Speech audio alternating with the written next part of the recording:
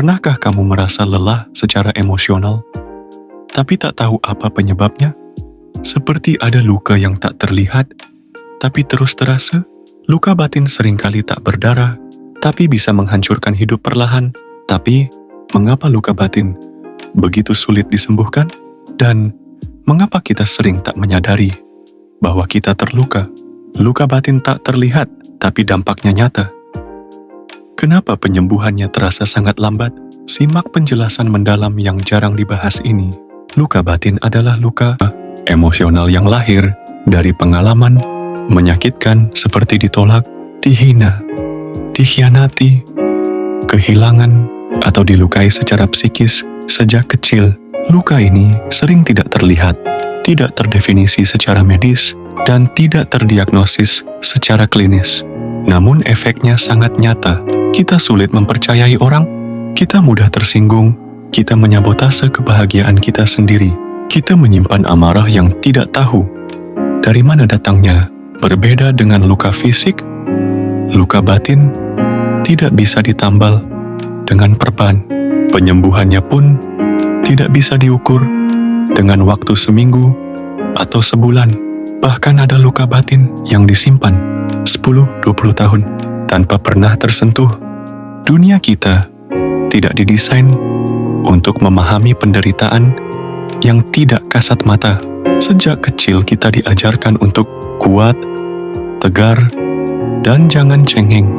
Kalimat seperti, "Sudah, lupakan saja. Kamu terlalu sensitif. Jangan drama." Menjadi penghalang bagi seseorang untuk benar-benar memproses perasaannya. Kita tumbuh dengan luka, tapi diajarkan untuk menyimpannya rapat-rapat. Apa yang terjadi?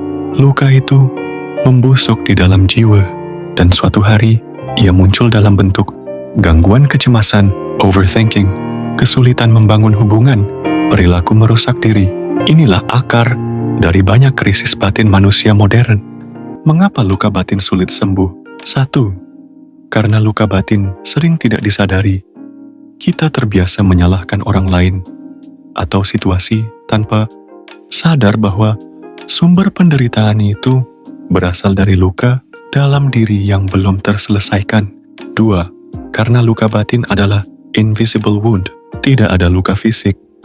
Jadi lingkungan cenderung meremehkannya. Akibatnya, orang yang terluka merasa tidak punya tempat untuk bercerita. 3.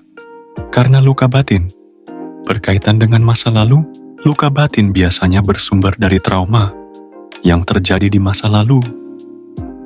Bahkan sejak masa kanak-kanak, luka ini tertanam di alam bawah sadar dan memengaruhi cara kita hidup saat ini. 4. Karena kita menolak untuk merasakan sakit, banyak dari kita berusaha menghindar dari rasa sakit. Kita menutupnya dengan kesibukan, hiburan, atau bahkan narkoba dan alkohol. Padahal, luka yang dihindari tidak pernah sembuh. 5. Karena tidak semua orang tahu cara menyembuhkannya. Tidak ada pelajaran sekolah tentang bagaimana menyembuhkan luka jiwa. Kita tidak tahu harus mulai dari mana. Dan kadang, kita tidak berani minta tolong. Solusi. Bagaimana cara menyembuhkan luka batin? Plus Mandufi Henrys kata, 1. Mengenali bahwa kamu terluka. Langkah pertama yang sangat penting adalah menyadari bahwa kamu punya luka. Tanyakan pada dirimu, kenapa aku marah? Apa yang membuatku sedih? Kenapa aku terus mengulang kesalahan? 2. Beri izin untuk merasakan. Berhentilah menekan perasaan. Rasakan kesedihanmu, tangisi lukamu. Jangan buru-buru menguatkan diri.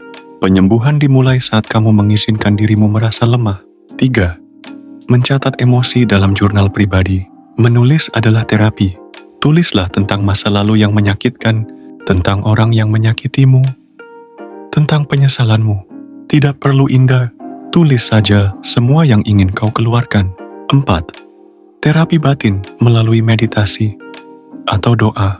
Tenangkan pikiran lewat meditasi atau doa. Dengarkan dirimu sendiri. Rasakan kembali masa lalu, bukan untuk larut, tapi untuk menyembuhkan dan melepaskan. 5. Berbicara dengan orang yang tepat.